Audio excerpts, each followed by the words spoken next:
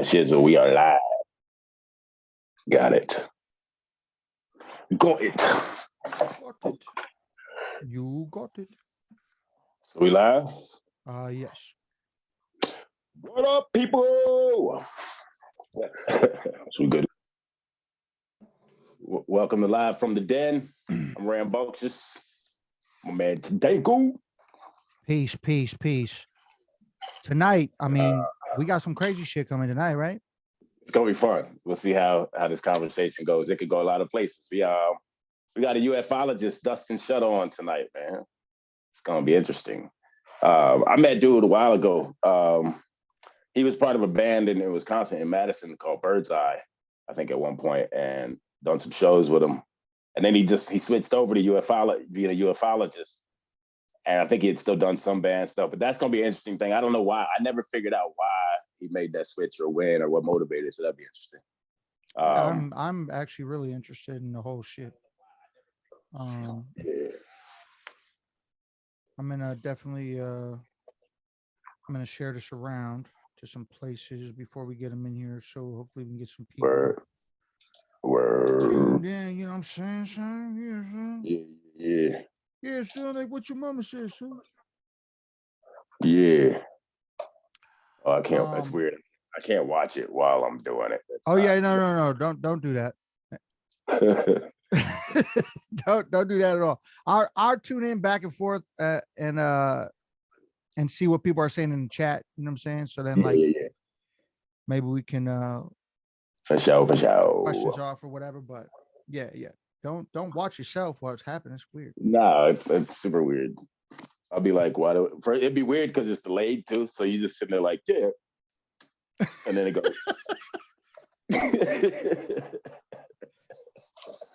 Oh, I just did that shit. Yeah, word. Yeah, man. Tell people about your Canada shit. Denku just got back from Canada shows, man. Shit was dope, he says. Yeah, it was super dope, man. Shouts to Snow Goons, shouts to 100 Mad. Yeah, went out there, played Toronto, Quebec City, Montreal, and then they finished a tour out in Charlottetown. But yeah, it was super dope, man. There's a lot of different fun times, a lot of weird things, a lot of cool things. Like it was just all, it was an experience. Definitely an experience. That was your first time to Canada, though, right? Yeah. The going in and out of customs, that shit was insane. Have you ever been international anywhere? Nah. It's insane. Mexico, but Mexico is different. It's not the same. Like the international customs shit is insane. Like trying to leave Toronto. If I wouldn't have been there 3 hours ahead, there's no way that I would have even made it on my flight, because literally I got there 3 hours thinking I'm going to have time to look around in a little, airport food court, get some food before I come back home to Milwaukee. But that was not the case at all. Like literally when I got through all the bullshit I had to go through, I had like 35 minutes before boarding the flight that I had. That was it. Damn, yo. Because like I got there and I got there 3 hours ahead. I got there, took mad long to check the bag. So I had to check my my merch bag to bring back home. And then after that shit, like it took another, God knows, 35, 40 minutes to get through the security checkpoint. And then after that shit, then you got to go through the customs checkpoint and like make sure that you don't declare like some random shit to bring back into the States. Like it's insane. Like, yeah, that's crazy. Yeah. And to get into Canada actually wasn't even as bad. Like it was nowhere near as bad as getting out, like through the airport. That's actually funny because that's how I used to be going to Mexico when we go for like spring break and like partying and stuff. Oh, sorry, y'all, my camera just shipped. But you would go in, man, it was a breeze. Hey, have a good time. All right. You come back, man, they might strip your whole car apart, man. They would go, you know what I'm saying? Like literally I've seen people on the side of the roads and they unscrewing their seats. You know what I'm saying? From the car. Like it was like they used to do shit like that. Man. Oh shit. Wow. That's crazy. Yeah. Never had it that bad myself, but it was pretty wild.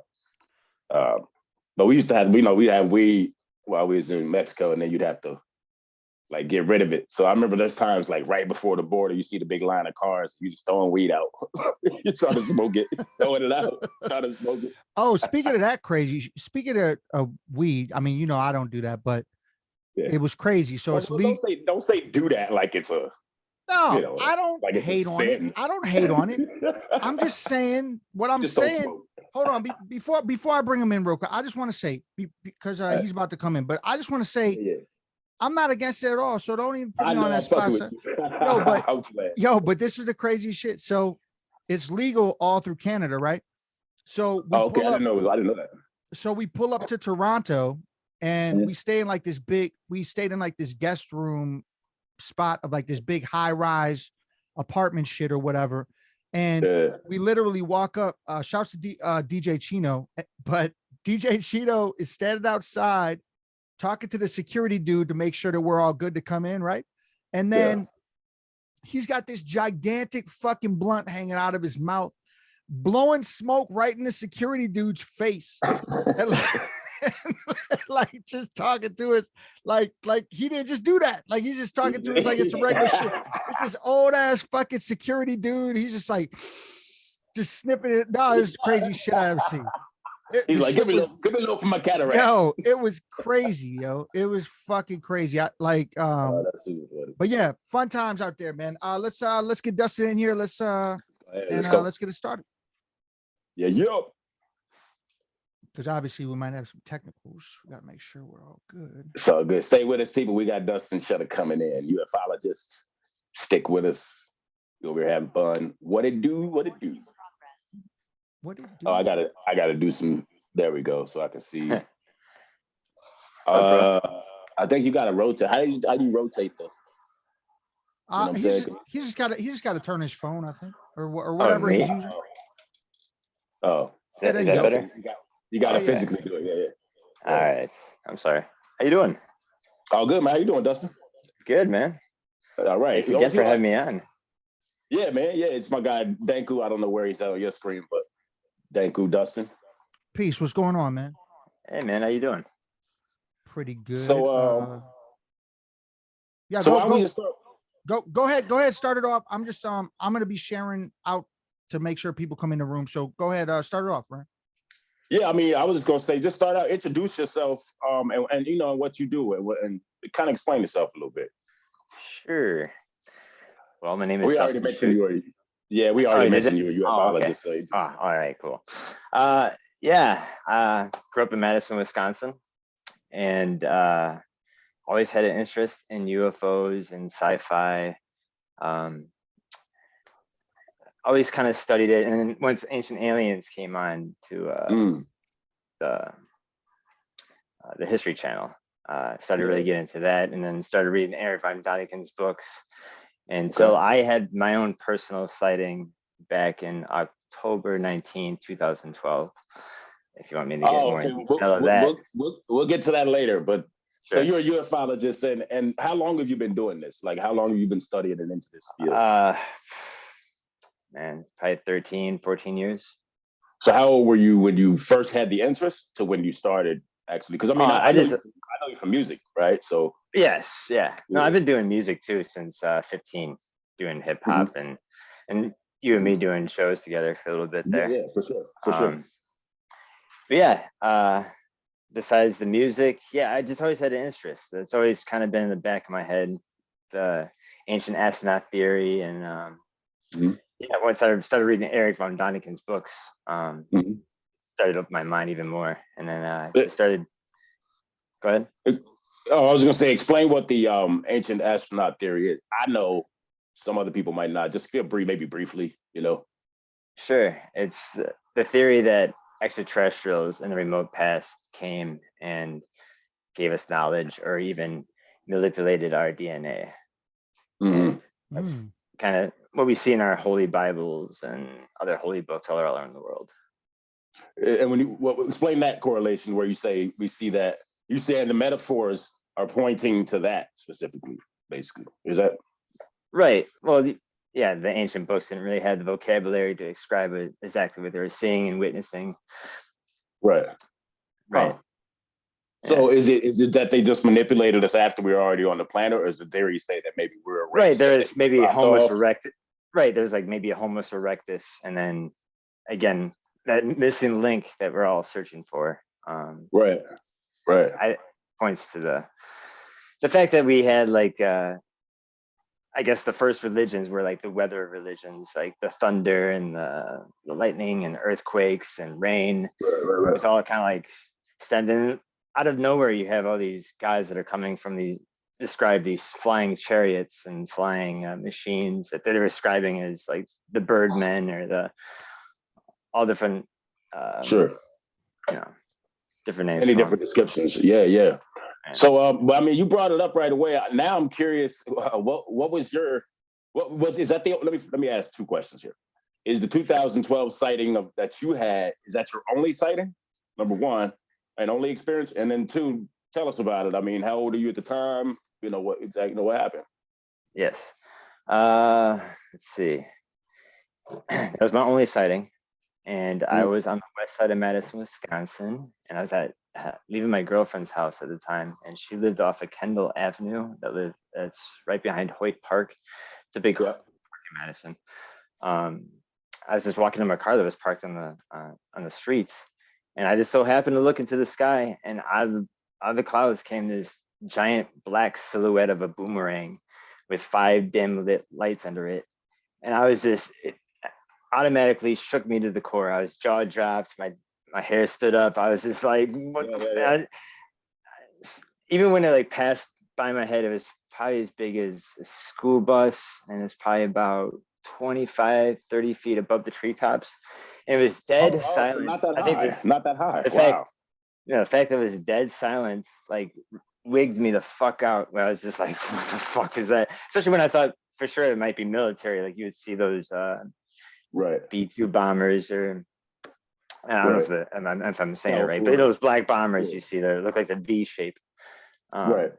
No, but the fact there's no sound, there's those 5 lit dim lights. They're white, but dim, didn't blind me or anything. But it was probably about going 45 miles per hour, enough to where I can recognize what the hell it was. And and I was just dumbfounded after that. And after that, it was kind of left a big mission of what the hell did I saw and where did it come from? And that sparked it to where you just boom, like that you immediately. Did your girlfriend see it as well? Like your girlfriend? Oh no. I was just by myself walking to my car going home.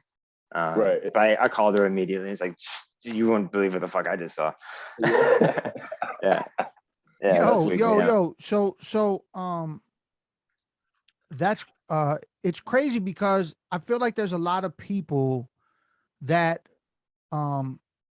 probably have had experiences, but don't really know if they've had experiences. I feel like there was this one time, I'm looking out, right? I don't know what I saw. I don't know what it was. I don't know if it was some kind of phenomenon, something, but I remember looking out off my porch. It was during a sunset, I believe. And there's this random, I swear it wasn't a plane. It was something. This was way back in the day when I was younger. I couldn't even tell you the date when it was, but I remember seeing this object just hovering and then going down. This was before drones. You know what I'm saying? This was way before drones. So I feel like I saw something way back. Don't know if I did. Never pressed the idea that I did. You know what I'm saying? But I feel like there's a lot of people that have probably had experiences like this that just don't know what it was or what the experience actually was. You know what I'm saying? Ram, you ever had anything that you thought? I've had a few. It might take a while, but when I was the first, I've been interested in UFOs since I was 8 years old. So like I would go to the library, and there were 3 types of books that I would get. I would get sports. I would get some type of biography about somebody, and I would get UFO books. And this is 2nd, 3rd grade. And I remember the teacher being like, "Oh, those are interesting choices," and telling me to put the UFO books back. And I'm like, "Nah, this I got the right books." And, right. I mean, I could read. I know what I wanted to get. My mom was always interested in them. Close Encounters of Third Kind was my movie when I was a kid. And I was 12, and I'm going, and in Arizona, the laundromats are outside of your apartments. So I was walking, and I have been doing my own laundry since I could carry the load, you know what I'm saying? So I'm walking, doing my own laundry, and I just was, in Arizona, you can see all the stars at night. So I always stargaze. And I look up, and you know, what's brighter than a star to you? You know, you're looking, and I'm 12 at this time. This is 1990. And I look up, which I just dated myself, but I don't care. I'm 44, bitches.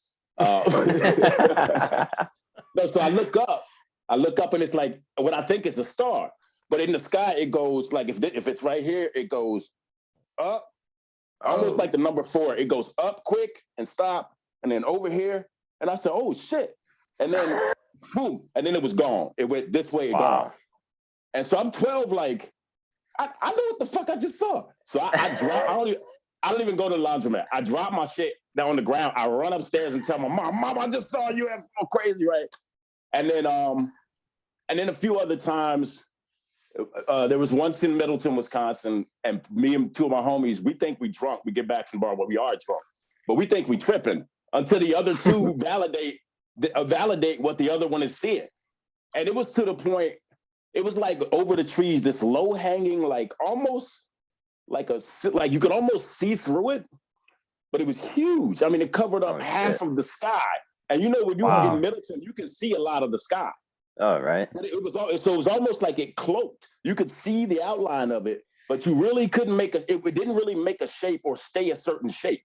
And so we're sitting there, but it was to the point where when we all saw it, right? We smoking a joint, you know, we a little drunk from the bar, but it didn't impede, you know, it didn't impair us. So we looked. Wow. I'm stone. As soon as I see this, I'm stone cold sober. I was like, I mean, it was to the point where I grabbed my dude like this. You see this? He's grabbing me, and I'm like, yo.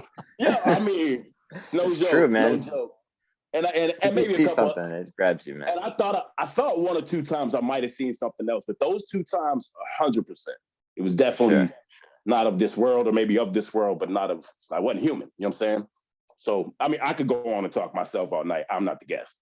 So, please. I like hearing stories. Yeah, no, I know you personally go around to a lot of people and gather stories and report on them. I know you got some it's kind of convenient that the people actually come to me now. It's kind of nice. I don't have to go anywhere. I like the Ghostbusters in the UFO community. But no, it's actually, it's pretty cool that I get all these random DMs from people who have interest, or people who said they've seen something, or they have videos or pictures they just want me to review and have an opinion on. So that's pretty dope. It's really cool. Yeah, no, it's pretty well. So I can talk a little bit more. Oh, did he lose?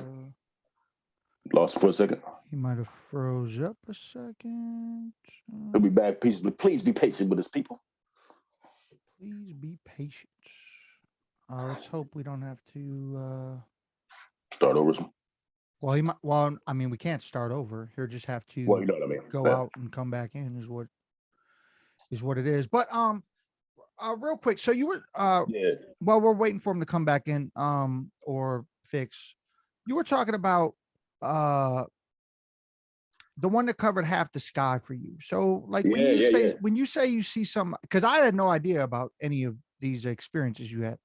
I mean, you know, I don't just sit there and talk about it all the time, because you know, I don't know who's receptive of it. It's only the last couple of years where people are starting to be like, oh yeah, it's all real. And I'm thinking like, that motherfucker, we've been knowing this shit was real. You know what I'm saying? Like, what are you talking about? Yeah. So like if you see something like that, do you think the idea, like Independence Day is one of my favorite sci-fi movies ever, right? And what you described, covering half the sky, reminds me of the idea of something from Independence Day, huge, covers the sky. Do you think something like that will ever actually break into the atmosphere? Do you see an event like that even happening one day? Like what they call event horizon or whatever it is? Like do you think something like that, something we will actually reach? All right. See, I was going to see if he wanted to talk about this at some point, but you know, they talk about that the more UFO sightings have the amount of UFO sightings have increased, and we'll get to Dustin. He might know more about this than me, but the amount of UFO sightings have increased since the first nuclear bomb test. Okay, because it can be seen, from space, is what they theorize. And so I feel like the only and a lot of sightings have happened around nuclear bases or testing sites, a lot more than any other area. And so I feel like the only way they would fuck with us or interfere with us is if, so let me update you. He just asked me. He said I hadn't talked about these sightings much, or my experiences. And so he asked me, do we? And he said the one that filled across the sky. Do I think there'll be a time when we'll see them, like there'll be an event where they cover cities or whatever, like Independence Day type thing or whatever, or if they're busy.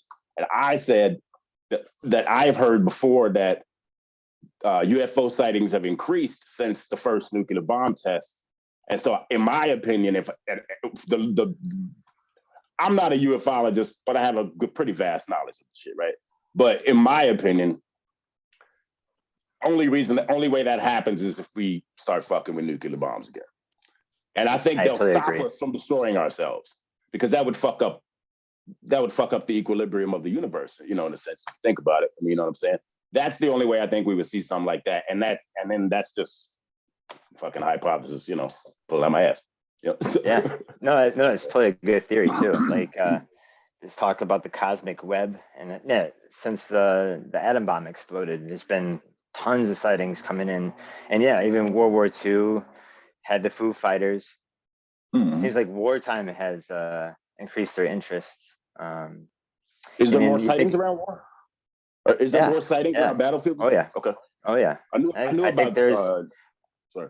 Go ahead. I think there's a few videos of UFOs over Ukraine since the war has happened. Oh wow. Okay. But no. Again, there's parallel universes theory, and then there's interdimensional. So again, like these atom bombs, we don't even know if it's fucking up with their worlds. And again, if full out nuclear war happens, I think we'll see a presence for sure. You think we would see some interference there? Yeah.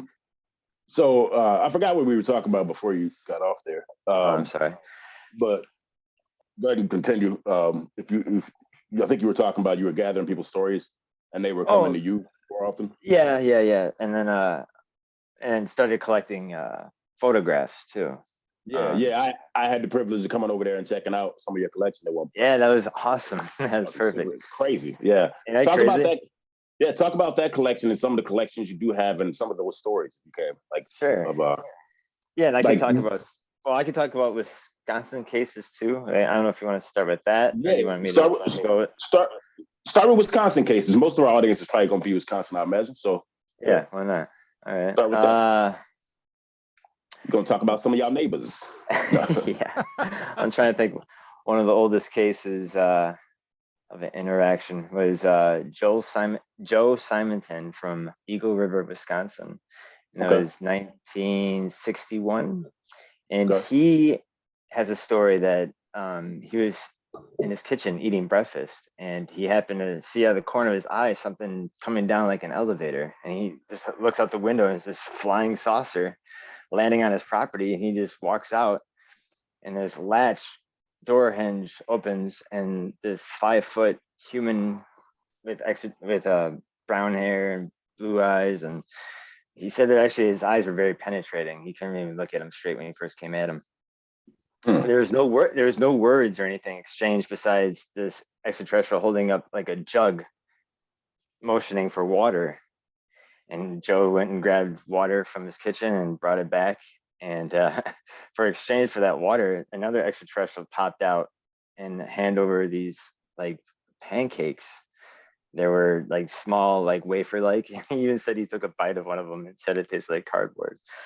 And he said, no wonder they're small if they're eating that. So anyways, he handed over his evidence to scientists, and they found out that there were regular buckwheat pancakes, but no trace of salt. And this was actually on Ancient Aliens on the History Channel. A little segment about this piece, because it's kind of significant, because everything on Earth has like a trace of salt in it because of the oceans. You know? Sure. So the fact that these were maybe made out of this world because there's no trace whatsoever of salt in these regular buckwheat pancakes. So that was just an interesting story that this guy's got something physical. So both of the beings looked humanish. Yeah, just you wouldn't.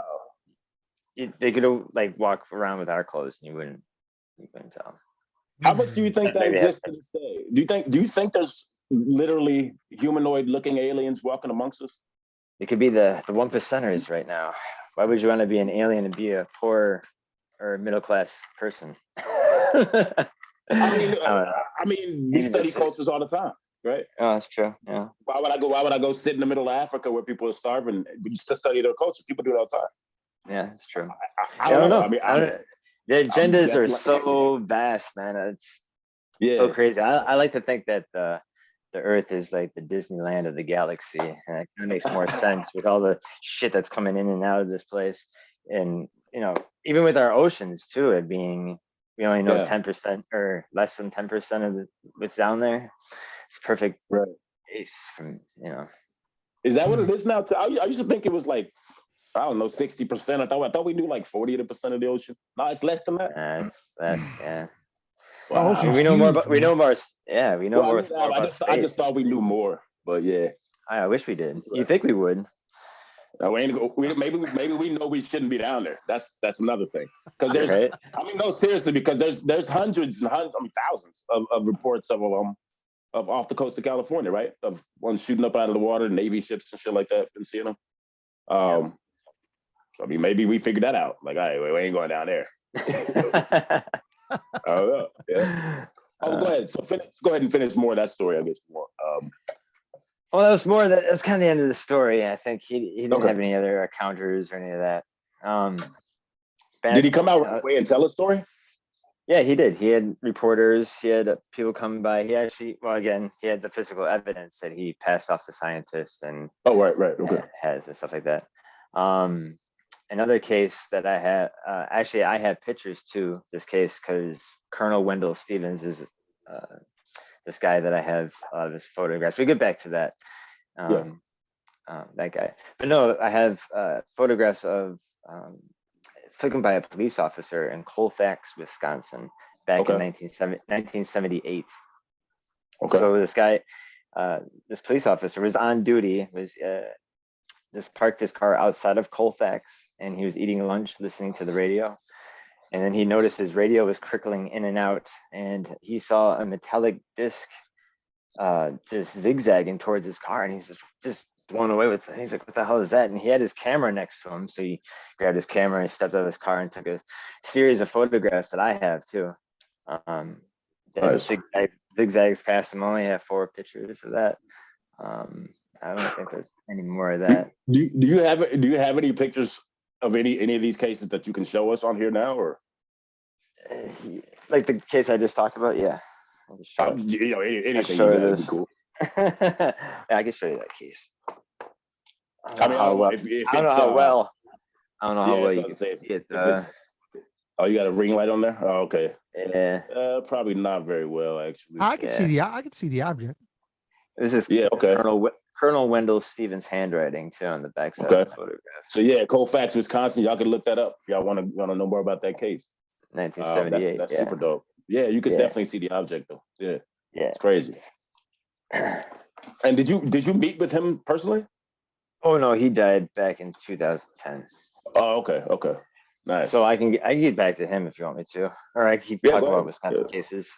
You go ahead, talk about whatever you want, bro. It's your world. All right. So there's another case too in Holden, Wisconsin, and that's like in Door County. Okay. Very small town. And there's a guy his name is Bob, and he claims that UFOs been hovering and landing on his property for years, so much so where he built a landing port for them. And there's like he's been having people tour and come by, and he'll tell the story and stuff like that. I have never personally met him, but I've seen pictures of the big like a landing port that he made. Yeah, a little landing port.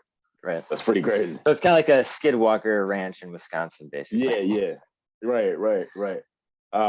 Have you met with any people before and you didn't believe them? Like you're just like, all right, they're feeding me bullshit. Not too many. A lot of them just don't know what they saw. It's not like they just Okay, right, but they're not. They got abducted. No, they're just confused, and that's why for somebody who looks through pictures and just does a lot of studying in general of UFOs, they want to have my opinion. Right. So, you've talked to people who've been abducted?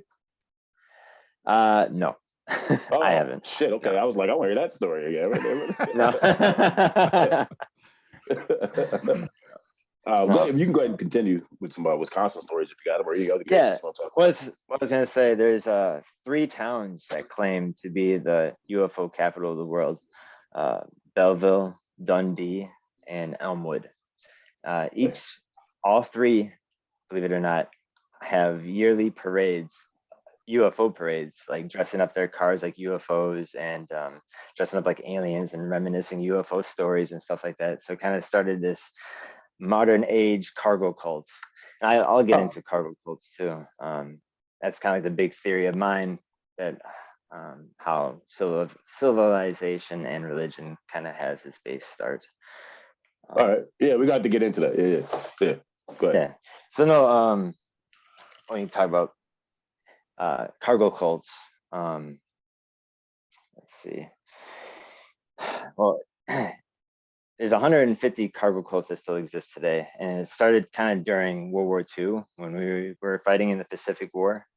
Okay, hold up. Mm-hmm. Sorry, I just want to pause you because I'm trying to follow. What is a cargo cult? Like, can you just give a quick definition of what that is? Yeah, it's kind of like a low technical civilization meeting a higher and kind of getting a godlike status. Okay. Kind of like, I was kind of describing how the cargo cults were kind of took off, especially during World War II. All right, my bad. I'll leave it. Go ahead. No, that's all right. So, during the war, they were some of those islands were inhabited by indigenous people. So when the U.S. were making bases on there, they were making runways out of the jungle, and the people in the bush were just watching from a distance. Were just amazed that they came in these flying machines, and these people didn't have to hunt for food, and they just had all this technology that's never seen. They were so blown away. But when the Americans left these islands, these indigenous people started making bamboo straw fetishes of airplanes, life size, and making runways out of the jungle and writing USA on their chests with bamboo rifles and waiting on the sides of the runway, hoping that the airplanes would land on their airfield to give them gifts and stuff. And they think that their ancestors are the ones sending these planes. So it's kind of like, again, they see something and they copy it. And it's just that's kind of the ancient way of thinking, how these guys kind of like made their impact on people. And then when they left, they started building the same replicas of what they saw and interacted with. There's another ancient case in the jungles of Brazil, the Kayapo Indians, and they tell a story about this fire and smoke that came from the sky and landed on top of the mountain, and then this creature that was in like an astronaut suit with like a glass helmet came into their village, and they were just freaked out and scared. And the brave men who were brave enough to go and fight this thing, their weapons would turn into dust when it like hit his clothing.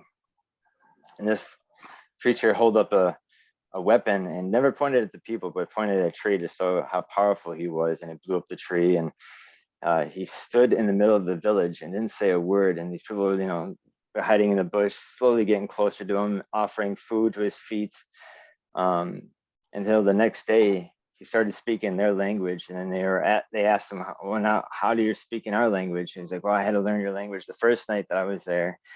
Then he started teaching them. Wow. Started teaching them agriculture, mathematics, astronomy. And there's a school that still exists today in the Kayapo village named after him. His name is Bet Karoti. And I guess in their language is like the most powerful teacher in the galaxy or something like that.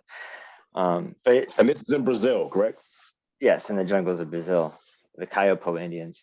But again, they do this yearly ritual where they dress one of the members of the villagers as Bet Perotti in this straight up astronaut suit and straw, and then they sing a song of how he came down, taught the people, lived with the people, and then took off to the sky and said he would return in one day.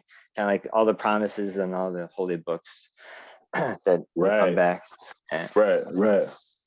So you're saying that's the correlation, is that they're looking at these beings as godlike figures, but that's where religion could correlate from, is basically what you're saying. And a lot of people have this theory, right? I mean, this isn't a new thing. It's been around for 60 years or more. Yeah. Wow. So, I'm sorry, I'm still thinking about that. So I'm just tripping on the fact that you learn their language that fast, the guns disintegrating. That's just, I don't think I've ever heard a story like that. That's pretty crazy.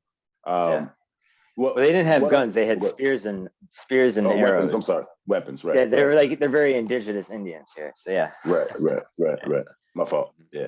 No, you're right. So, what other Wisconsin cases have you come across? Let's see. Like recently or old cases?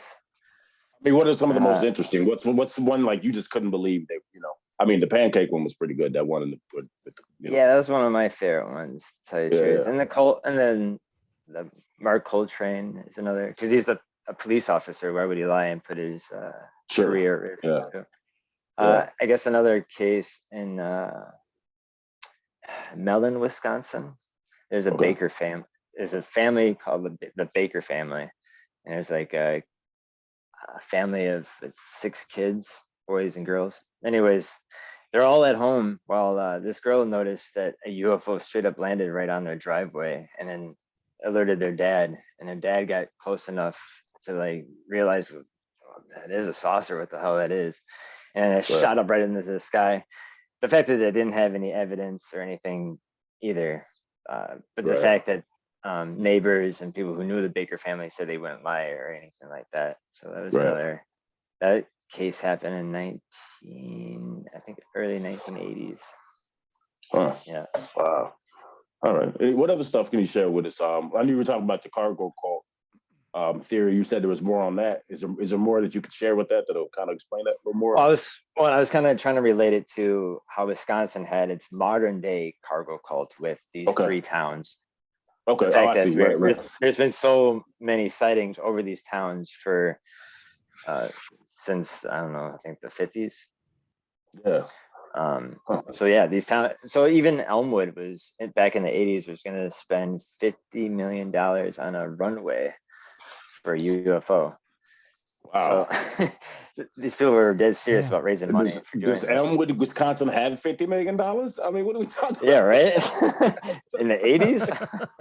I'm like a little town. Okay. All right. Well. Yeah. Anyway. Can we real quick? I just want to tune in the chat. There was a random question. Yeah, for sure. Let's do that. Pascal actually asked. Urban, shouts to him.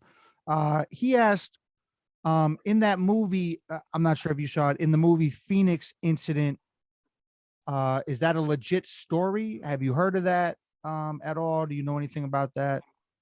The Phoenix Lights? You talking about that? Or? He was saying the Phoenix Incident. He wants to know if you heard about that. Oh, the Phoenix Lights, the incident. I thought it was like a movie he was talking about. Well, yeah, he said, is that movie Phoenix Incident a legit story if you heard of it? It probably has to do with the Phoenix Lights. Well, I believe that Phoenix Lights actually happened. Yeah. Oh, I know the Phoenix Lights. That's real. I was there. I mean, the whole city was there. I mean, 5 million people, 6 million people. That's 100% real. There's no denying that one. Everybody saw that. It's like, I'm dead serious, that one too is like a black silhouette V shape. Looked like a boomerang. Something exactly something like I saw. Covered the whole sky. Some people didn't even see all the lights. It was so vast. Right. But I didn't know if he was talking about that or like there's the old Travis movie from Flagstaff, Fire in the Sky. Like when he's talking about movies, I thought maybe that was a great movie. He was talking about, I don't know, that's why I was asking, is it a movie or is he talking about the Phoenix Lights? You know what I'm saying? Well, any other questions in the chat? Not questions, but let's just give shout outs real quick to the people that are tuned Yeah, in. yeah. For sure. Whitney, shouts to her, shouts to Wade. Wade actually said Bellevue, Wisconsin UFO days. Oh, yeah. I asked Okay. him, I asked him if he's been to that or not. He didn't respond, but I yeah. don't know how I lived there that long for almost 20 years and I didn't make it to any of those. I didn't even know about No? Oh my God.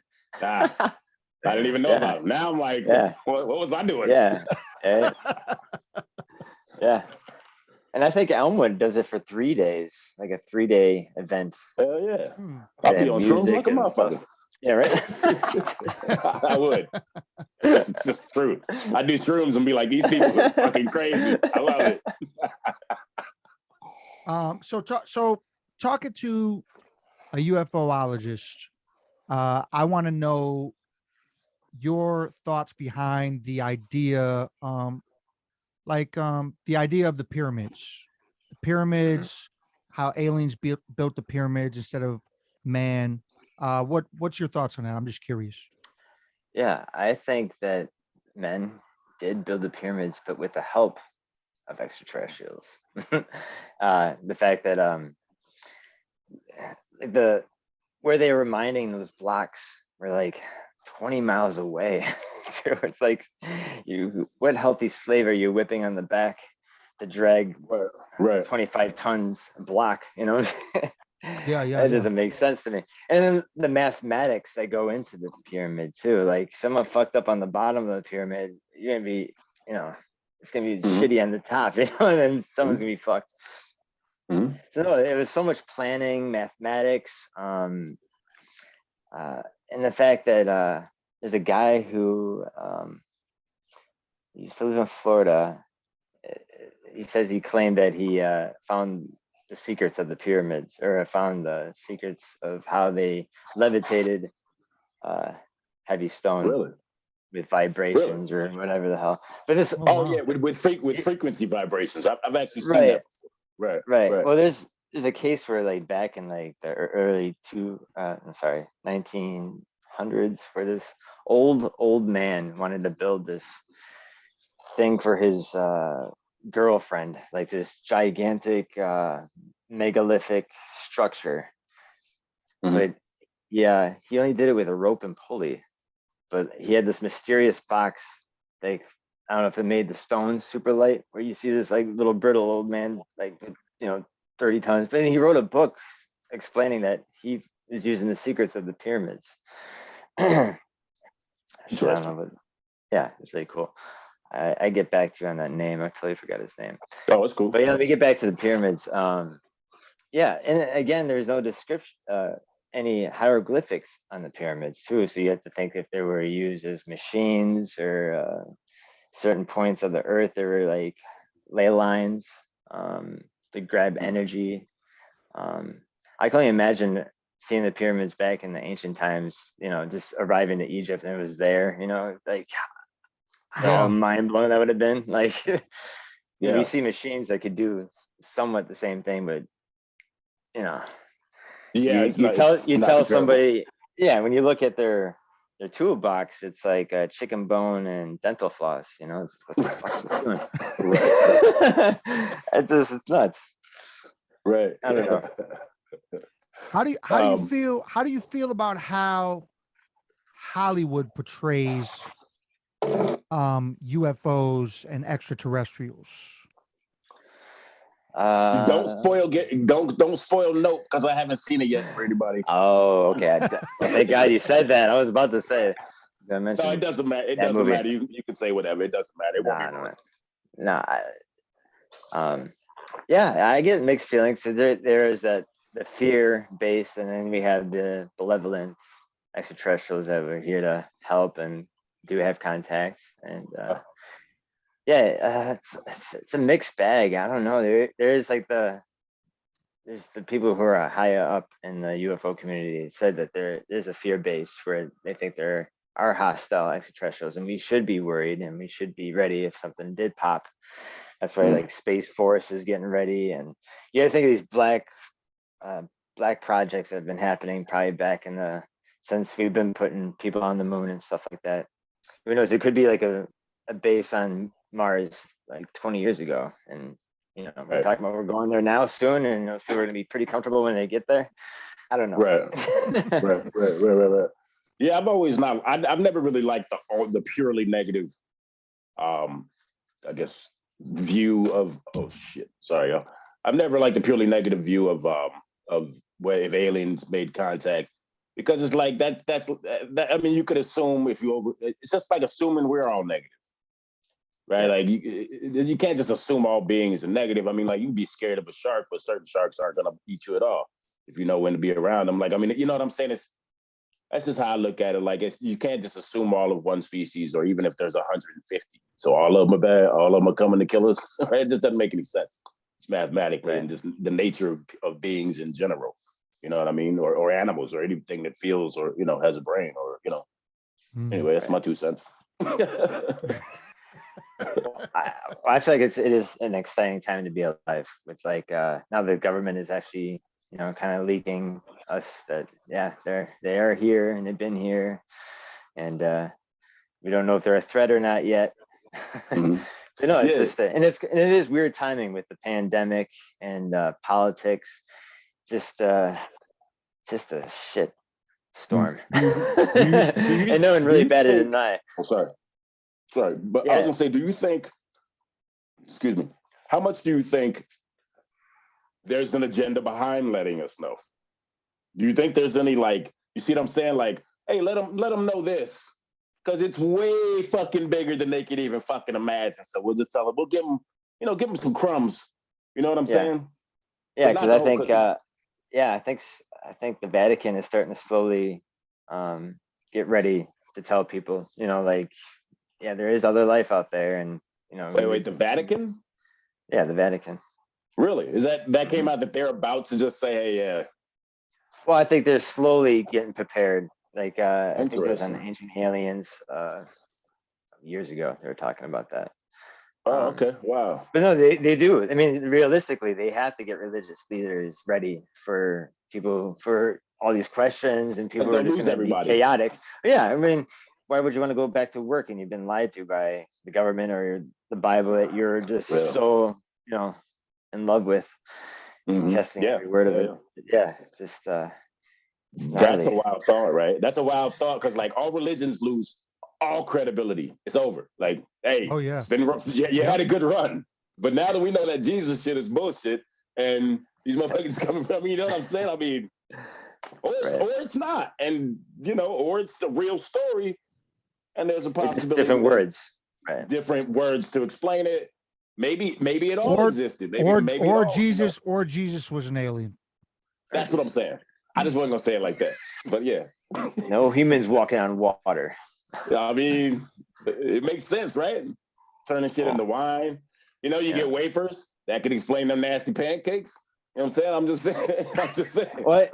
It's another thing too I love about the Bible is they I'm serious though. The part of the Bible that they took out is the Book of Enoch, and that story is very controversial, of like how the wars between the gods and how they were descended to earth, and then they mated with and lusted with women and made giants, and there's even evidence in Wisconsin that giants existed. There were 18 skeletons found at Lake Delavan back in 1920s by two teenagers that were just like walking into a cave. Wow, I didn't know that. Damn. Yeah, and they were on display. I don't know if it was in Milwaukee or Chicago. And then when they were on display, people were just wigging the fuck out with too many questions, and then it took off the display. And I don't know if the government took it away. Right, the Smithsonian or some shit. Yeah. Right. Yeah. But no, there was 18, and actually that was mentioned in Ancient Aliens too. I mean, it's so funny that how much Wisconsin is in that show. Like have all the series. Yeah. Yeah. So how tall were these, quote unquote giants? 9 to 10 feet tall. They had double rows of teeth, 6 fingers, 6 toes. Oh wow, that's wild. That's crazy. then, I never heard that. That's crazy. But I Not like to either. think that like Wisconsin's a treasure trove for the ancient astronaut theory with all the ancient stuff that is here. Like, if you ever guys visit Aztalan, No, I've heard it's, about it though. Yeah, oh my God, you need to go. They have yeah. There's a megalithic. lot of shit I should have did when I was in Wisconsin. Now I'm in Texas. I probably never do any of that shit. Oh well. Oh, you got plenty of time. Yeah, yeah. So no, they have megalithic land pyramids that are step pyramids, and So so like almost Aztec pyramids, like those type. yeah, that's Right, what they named it Aztalan. They thought of it. It was the Aztec set.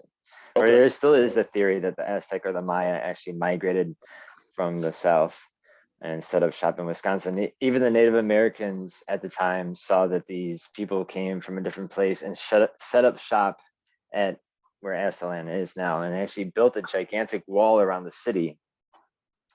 And then they would wage war with other Indians, and they would do cannibalistic things, weird rituals. They practice elongating skulls.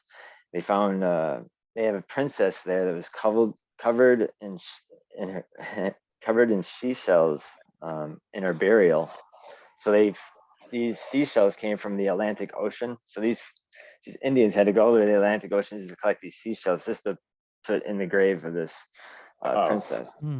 That's pretty wild. So yeah, it just shows how gnarly these individuals were. And then the most mysterious part about these people, that they just straight up disappeared, left everything behind. Like it looked like one day they were making something and everybody just was gone, vanished. Like total big mystery. They had plenty of food. There's no sign of sickness or plague or any of that. Yeah, it's just a mysterious place. And then there's 8 miles away from there is Rock Lake, and there's a guy. Yeah, I've heard of that. Rock Lake, and there's a guy named Frank Joseph who wrote 2 books about the pyramids on the bottom of Rock Lake. Okay, yeah, I have heard of that. That's one I had heard of. Yeah. Okay. And what's the theory behind those? Is there a story behind those? They're super ancient, and they've been around maybe before the glaciers because of the water. The first settlers that came here actually saw the tops of them poking out of the water. And they were asking the Native Americans what they were, and they were saying that the stone teepees. Scuba divers had been down there since the 70s. There's a drawing too. I think I can show you too. It's like some of the pyramids. They're like elongated pyramids. I don't know if you can see that or right. That's pretty crazy. Yeah. Yeah. Huh. So those are at the bottom of Rock Lake. Rock Lake, and that's about 5 miles away from Aztalan. And then from there, there's another spot called Missouri Hill. It's kind of like a Stonehenge of Wisconsin Stonehenge of 6-foot monoliths that have like these stone circles around them, and that's relating to Aztalan and maybe the Rock Lake pyramids. Interesting. Do you believe in some of these different sites having a different energy to them? Like, have you been to these sites and had kind of any kind of feeling like that? Yeah. Yeah, I had to go to Aztalan, so that's pretty impressive. And I obviously can't get to the bottom of Rock Lake. Sure, come on, you can get down there. Yeah, right.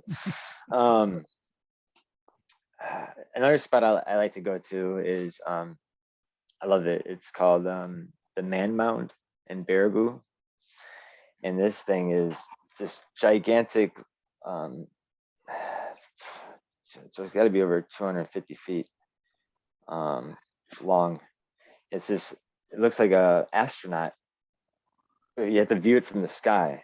This mountain, you have to view. You really can't see it from the ground, but right. You really need to see it from the sky. And it was meant to be seen from the sky. And then there's a plaque that talks about this mound that the ancient Native Americans were depicting a powerful god. And you have to think to yourself, what powerful god? And why are they just trying to depict it from the sky? And it really does. It looks gnarly. It looks this big bulbous head, and it kind of looks like it's pretty crazy. Yeah.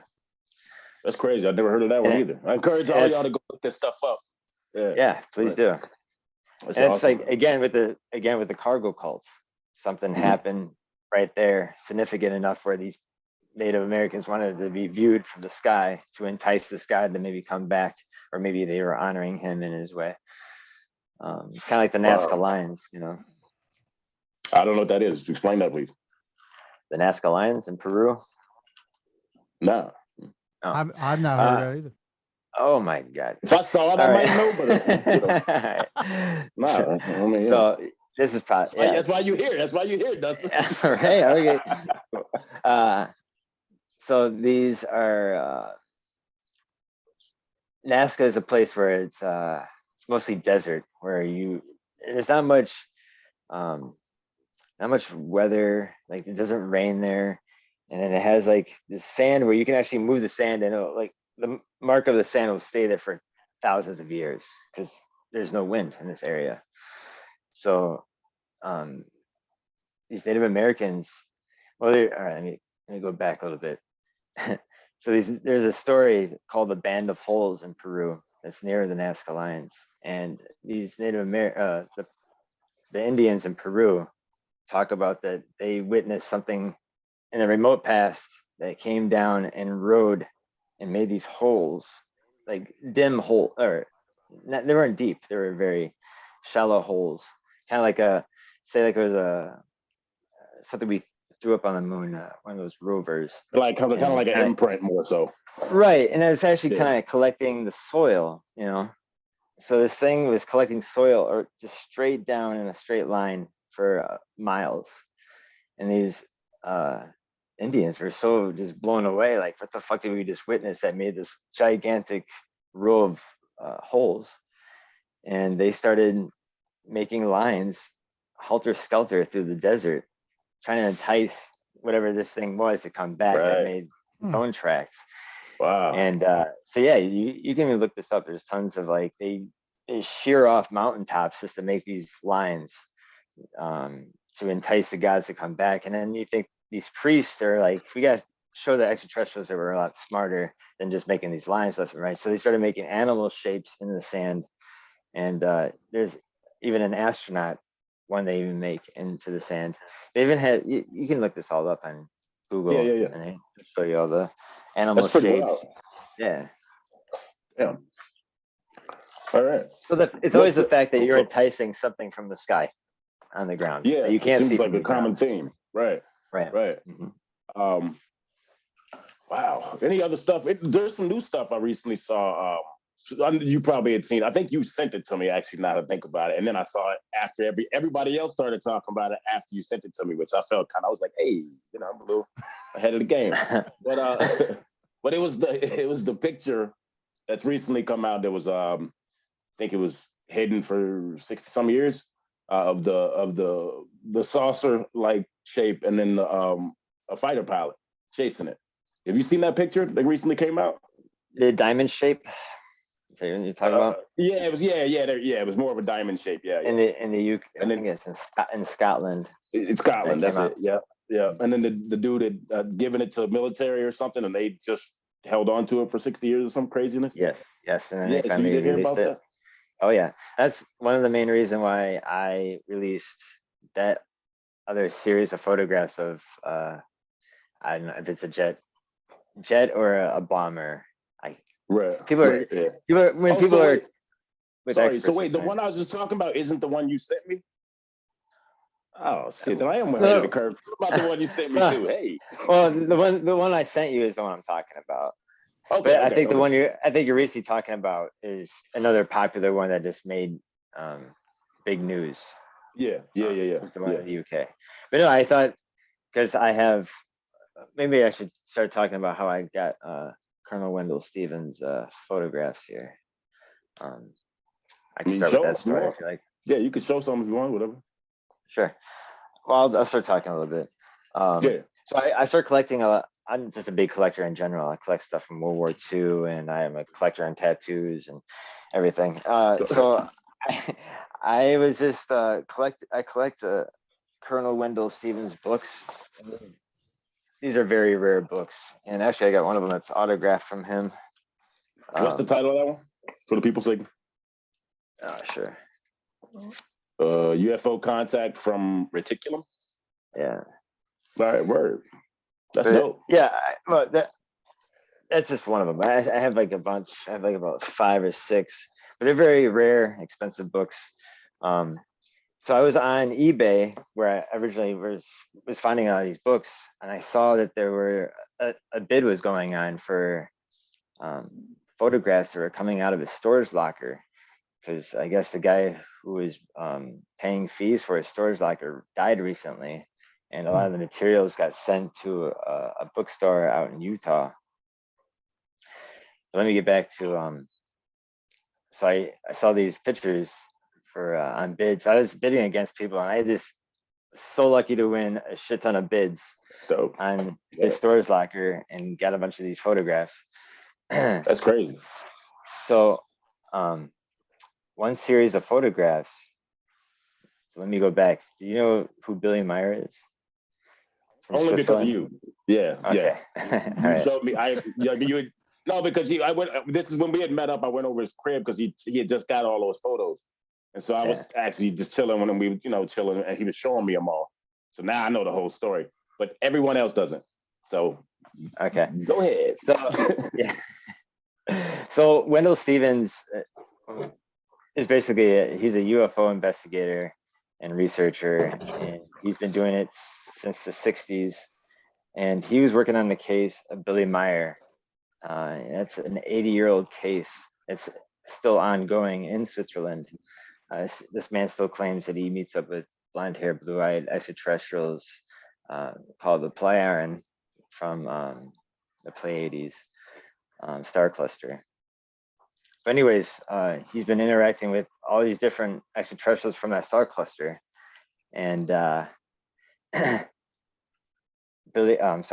Wendell has been working with Billy on the case for 10 years back in the 70s and 80s. And was collecting a lot of his pictures and evidence and getting to scientists to get analyzed and authentized. And all his pictures have been authentic and have been proven authentic. And but the fact that there's a lot of controversy over his story, and if his claims are true, or they think he's a con man, he fakes all this stuff. The fact that he's Billy or Wendell? Billy. Oh, and people claim that Wendell too is right. being corrupt with Billy. The fact that Wendell is not the only case that he messed with. But anyways, let's see where I was getting at. You're saying Wendell's been helping Billy, and they've called them con mans for Billy. Oh yeah, they think they're all cons, and yeah, everything was fake.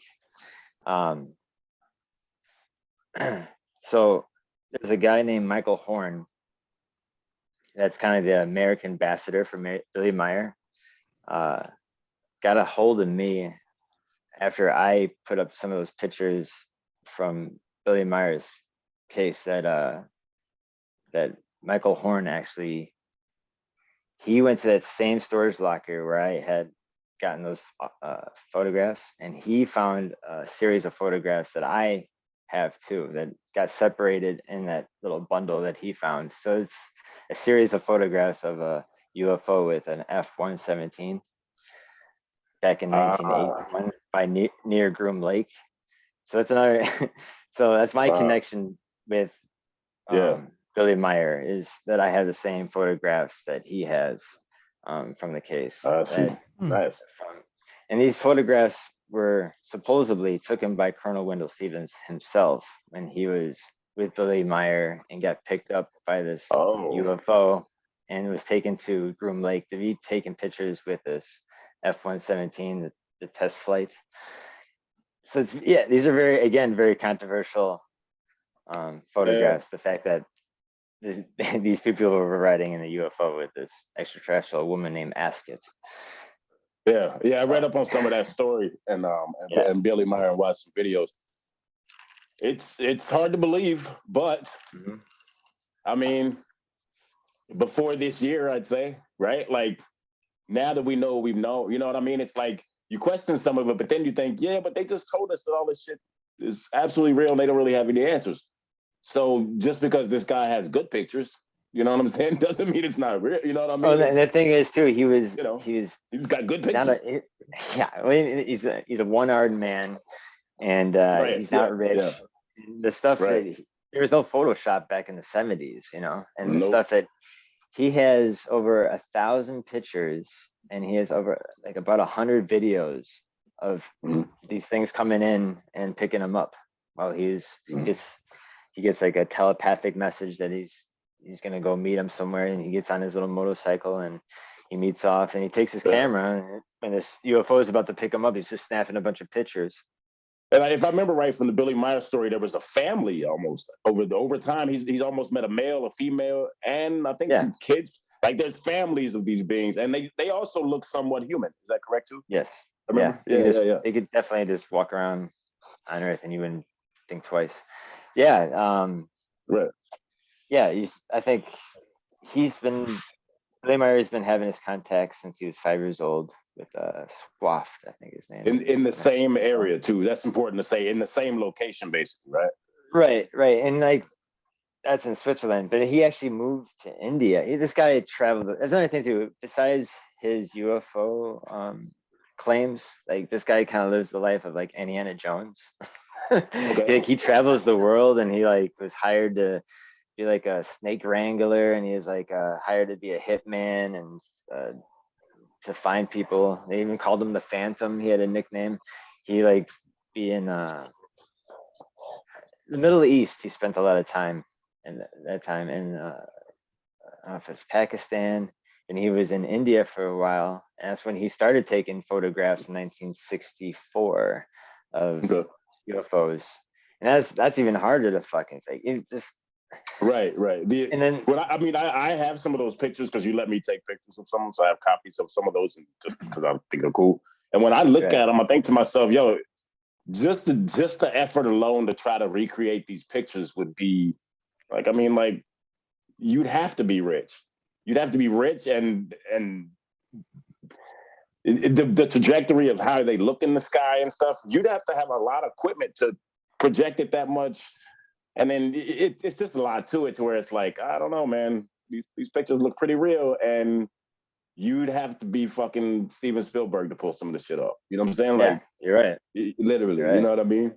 So that's always been interesting to me, that when people say shit's fake, and I'm like, well, now you have to look at that different, because, I mean, just because somebody else has good evidence, because we always expect the UFO picture to be grainy or not, you know, or be the same image of what we've always thought it was, or just to be a bad video, and it's like, well, even good videos, people are so hectic and critical about. Even the better the video, you can't win with people, and people need. The better the video, the more skeptical people are. And now, in today's world, everybody needs to be right. That's the most fucked up part. Everybody just needs to be right. It's just we just keep going in circles, you know. I don't know. Do you think that's something that kind of inhibits the progress? Is that fact? Is that, you know what I mean? It's just people just want to prove you wrong, kind of thing, or, you know? Right? Dude. Since I started this and started getting more, just a lot popular on what I'm doing and collecting and just having fun as a hobby. I've been the love of doing it. I met a lot of crazy skeptics that just want to like tell me what's on their mind, and like how I'm just a con person myself, and they have their own theories about who I am and shit. Like, whoa, that's insane. All right. But it's a scary world. People you've never met and shit. Any other questions in the chat? I'm just curious. No, there's not. I think people are just tuning in and listening. Cool. I wanted to know what's your thoughts, and what do you know about the like Area 51, and now that the government's come out and told us that basically UFOs are real, why is that place still, like, why do they want to still have it as a secret location? You know what I'm saying? Like if now that if now that things are coming out, that things are real, why is it still a serious to keep that place on lockdown? Like, do you know any things that people might not know about it? Is it just like a? Yeah, I wish I knew more. Like, I guess Bob Lazar is probably the best guy who's been the whistleblower from the inside. You familiar with Bob Lazar, Denku? No, I'm not familiar. All right, Bob Lazar is a dude. I don't know if you want to explain, but I can't too either. No, go ahead, please. Bob, go ahead. There's an area, I believe it's an area of 151 that, and there's a lot to this, so try to sum it up. He basically was a person who worked with the government to back engineer UFOs, supposedly. Well, I say supposedly because a lot of people refute his story, but his story's never changed in 30 some years. Yeah. I'm just gonna say it I'm gonna say it as if it's fact because I 100% believe it. I've seen his story told over and over, and he has other people that have top secret clearance who have corroborated some of his story too. But and basically, Joe Rogan interviewed him. Yeah. Oh yeah, he's interviewed him a few times. But like Jeremy, what do you think? I'll get to that maybe in a little bit. But so basically, Bob Lazar said that he may have or may not have seen a dead alien body. But he said he saw it so quick that he's not sure, but it was definitely a 3 foot to 4 foot tall being. But he basically, and there was metal that certain metals and materials that are not of this earth. He said they were successful at one point in back engineering to some degree. So like he's a person who has now come out and told this story of working there. Some people call him full of shit, but obviously they're protecting, some kind of secret shit. In my estimation, I would say that story alone just kind of tells you why they don't want to, to open that up. You know what I'm saying, in a sense. But I mean, do you think that one day we're ever gonna know, like ever know what goes on there? Do you think it's ever gonna happen? There's just many secrets. Well, you know what? I can't say personally. Me, I didn't think they'd ever come out and be like, "Oh yeah, by the way, there's UFOs." Nonchalantly, by the way. Hey, by the way, aliens and UFOs exist. Man, we don't really have a whole lot of answers. By the way, Trump said this. It's like what? Wait, slow down. Yeah, what I mean? So I mean, I don't know. I mean, in my estimation, I never thought I'd hear that shit. 30-some years of thinking about this shit, never my wildest dreams. And they did it during one of the worst times in the world going on. Yep. And they were just like, right? Do with that what you will. Yeah. And that's why they did it at that time. So people would be like, oh, we didn't hear that. We didn't know that right. even. Right. We worry about this pandemic. Fuck aliens, And not too long ago, too, there's a guy who posted on Facebook that they should go raid Area 51. And then people actually showed up at the front door. Remember that? Not too long ago? No, I don't remember that. Wait a second. You don't remember that? There was like live footage and videos and shit. It was crazy. It's like, I might... so much shit. I don't know if I saw it, I might remember it, but like for real, I just thought it was a joke. I didn't think it was serious. Like the people, the soldiers on Area 51 were like, well, if you try to swarm Area 51, we will fuck you up. Yeah. They made it. I think they made a video right before it happened, and people did still show up just to go right at the front line there. And I don't remember that. No, the fact that it reached so many people, and people actually still came out, and they were like, "This ain't the Capitol, bitch. We will shoot your ass." Yeah, right. Yeah, they're pop out Area 51 with a ray gun and just vaporize motherfuckers. Yeah, right. Dude, terrifying. Oh, it'd be great if you're dumb enough to go down there. I'll be like, "Hey, man, this has been entertaining." Like what can you do? There's certain things where you just got to know your limit. You know what I mean? Like, don't go to any place where government says keep out and start fucking walking around. You deserve what you get. I'm still surprised that all those people didn't get shot up on January 6th there. Bro, I was super surprised. I was like, we about to see a massacre. Yeah, right? I still don't understand how to this day, I'm like, how do you not... Man. You know what I'm saying? Crazy. I mean... I'm not going to get into that too much because some people might start getting mad at me. Because I have one theory. If that was all black dudes, it would have been a rat-tat-tat-tat. You know what I'm saying? I think there was like one lone black dude, and he must have got confused or some shit. Yeah, right. Bro, I'm just saying, if it was, they would have been like, bop, bop, bop, bop, pick them off. Guarantee it.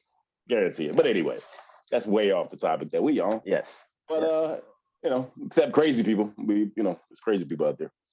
Yeah. No, but seriously. So what's one thing, what's like the one thing you want people to know about this topic that people might not know, or that you just want people to understand? You know what I'm saying? Yeah, that UFOs are real as the airplanes that fly over your head every day. Right. That's the fact. I don't know how else to say. But no, like I don't know. Like if you really are interested, there's so many resources that you can go to. Like Eric Von Daniken's just a great guy and great author to start if you really want to go down the ancient astronaut path. What's a couple other ones? Let's see. Well, yeah. Authors, I mean. Yeah, let's see. Wendell Stevens, his books are dope.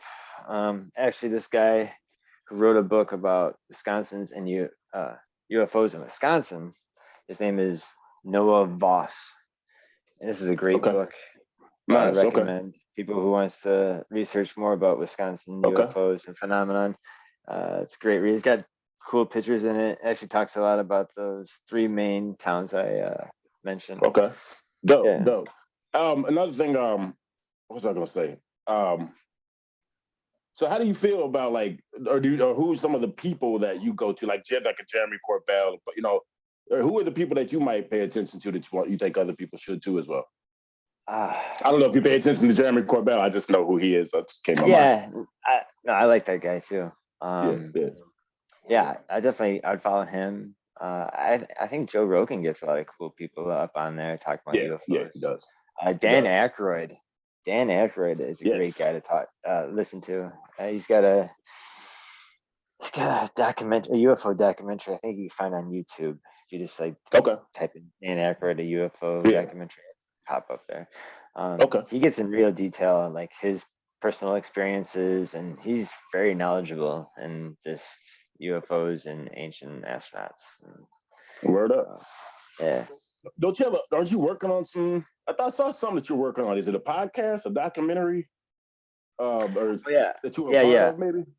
Yes. I just did a podcast with Wisconsin Caps with Barnaby Jones.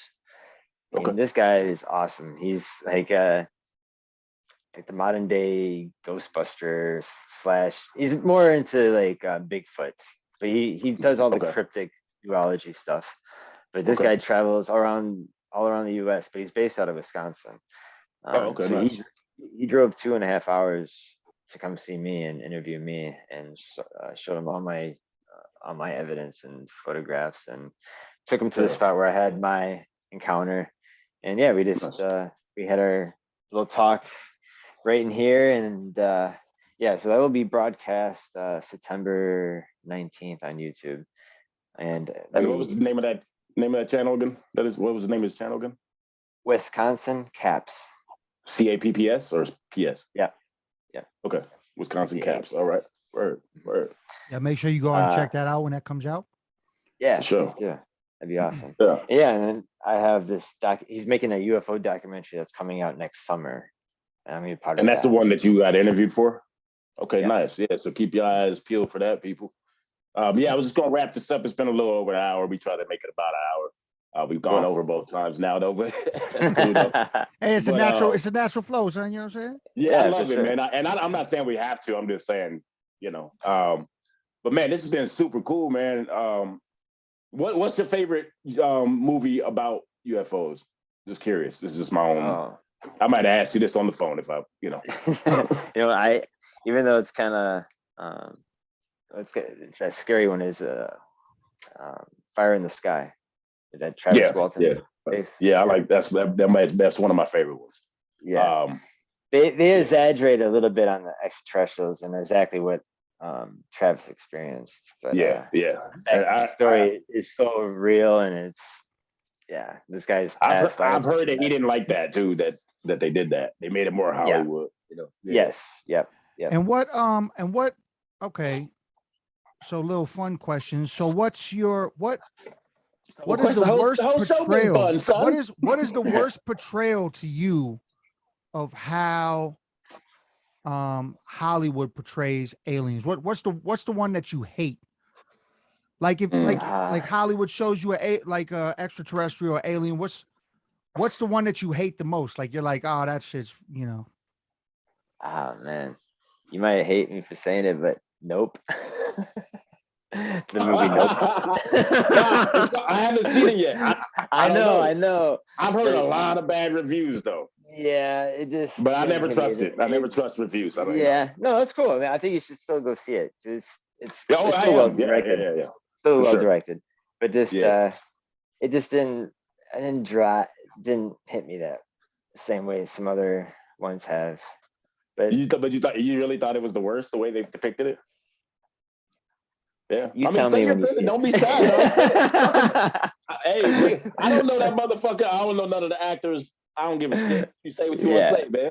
Shoot, no. Until Kiki Palmer. I can't give it away. I don't want to give it away though. I don't want to give it away without saying. No, it's all good. Yeah, it's like about it. You know. I mean, as funny as it is, I mean, Mars Attacks is pretty terrible portrayal. That is funny too. Portrayal of aliens. That's horrible. Like I always thought Men in Black was super corny the way they portrayed that too. I've never liked that. I was like, you know, but I'm also more like. I don't know. I guess if you're not into it in the way that we are, you know, you are, I am, then maybe you just look at it as fun and it's like, you know. But to me, it's like, yo, man, we got all this fucking evidence out there, man. Do some real shit. You know what I'm saying? Like, I want to see something I would believe. You know what I mean? I don't know. Yeah. Oh, real quick, Pascal, in the chat, he wanted to know: have you heard of the woman that got impregnated by an alien? I heard there's a few cases of that. No, send him the link and tell him tap in right now because I don't know what the fuck he's talking about. I've never heard of that in my life. I don't know if he's at work. I don't know if he could actually tap into the actual. Dustin, are you familiar with that? He could actually tap in. There's multiple cases of that. There's like there's people who say they get like almost six months pregnant and then I've never heard of that. There's another interesting case I think you guys would really like to hear about. Is a case called in Australia. His name is Peter. God damn. I have to get back on his last name. Cool. But this guy claims, he tells a story that he's laying in bed and it's about 7 o'clock in the morning and he felt like something like a cat jump on top of the bed and he just happens to wake up and he sees this white-haired, white human woman straddling him, you know, having sex with him. He's like, what the fuck is it? Like, you know, he just wakes up and his first immediate thing is to start getting up. And then this extraterrestrial like cups the back of his hand and pulls him into her chest. And his defense system was to bite down on her flesh when he just wanted to get up.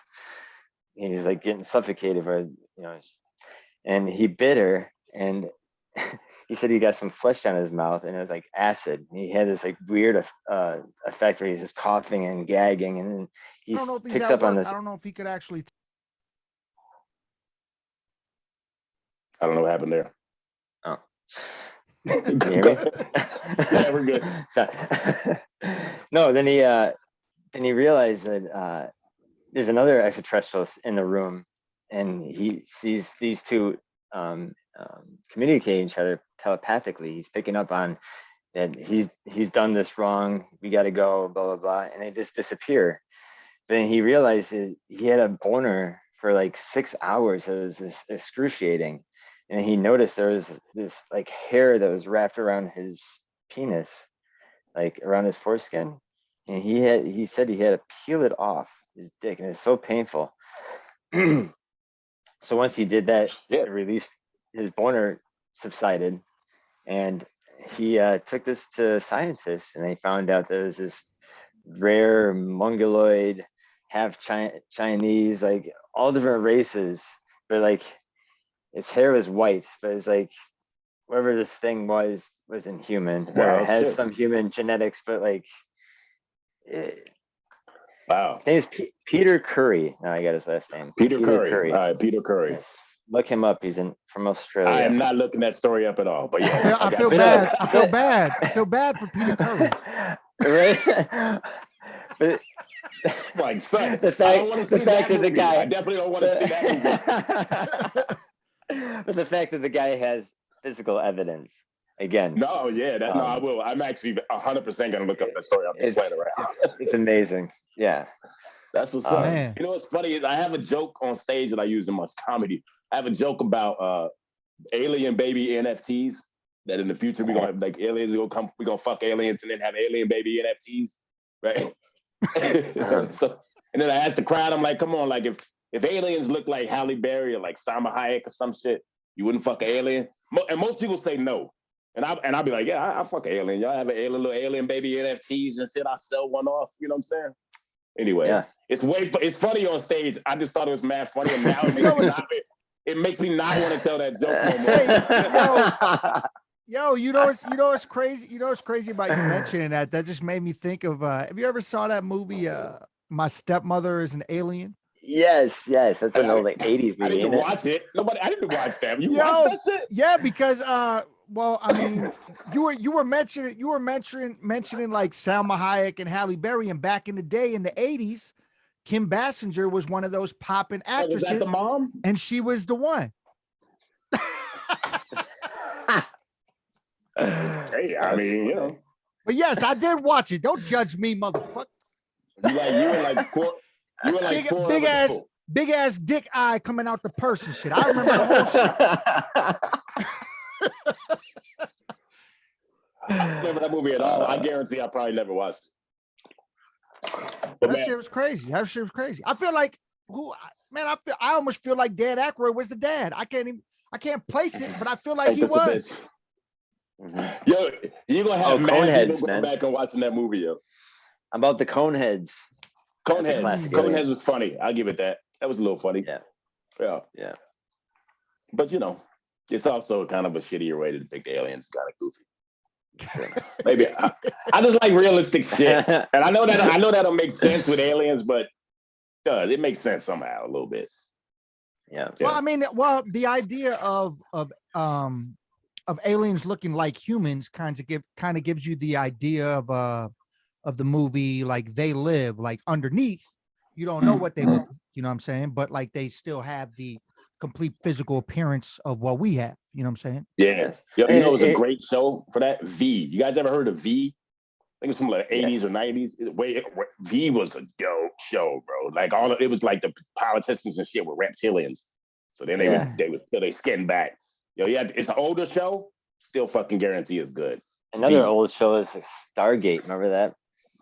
Yeah, that's right. Yeah. I never got into Stargate much, but that was, you know. I like the movie. Like the first movie was cool.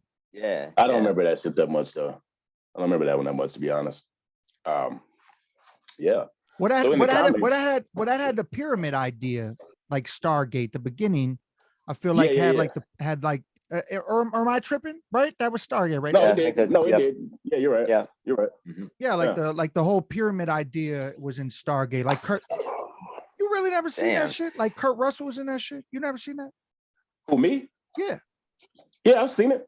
Oh, okay. What? I was popping my neck. My bad shit. What? I mean, I don't care about the neck pop, son. I said I don't remember it that much. You know what I'm saying? I saw the motherfucking movie. I just don't remember it that much. Dude had to break his neck real quick. Yeah, you know, shit. My neck was hurting shit. No, I remember Stargate. I just I couldn't say I remember it like a lot. Like I wouldn't be able to recount the movie, is what I'm saying. Yeah, I haven't seen it in a long time. Yeah, no, I mean, you know, it's what it is. But yo, Dustin, man, this has been great, man. Appreciate you. It's only our second episode. This was hella interesting, man. Dude, some people going. I enjoyed it. To go look up. Yeah, dude. If you ever want to do this again, I'm always down. Hell yeah. If you got a bunch of new information you want to come back and share with us, man, there's always going to be new information, man. The UFO shit ain't going to go away. It doesn't say it. It's constant. Every day I hear some new shit like that. Man. It's here to stay. Yeah. So I appreciate you, man. This has been Live from the Den. My man Denku over there on the helm. Peace. I am Rambunctious. Go check out Dustin Schutta. Remember the Wisconsin Caps coming out next summer. He's part of that documentary, and I'm sure he'll be a part of more soon, man. And shouts to everybody that tuned in tonight in the live Appreciate chat. y'all. Much love to y'all. All of y'all. Thank you. Appreciate y'all. Go back and watch this again. Share it with your friends. Get all the information. This shit is fascinating once you start. I'm going to promote this. Trust me. Hey, I appreciate it, bro. Appreciate that. Oh, yeah. Peace all. Peace, man. Have a good night.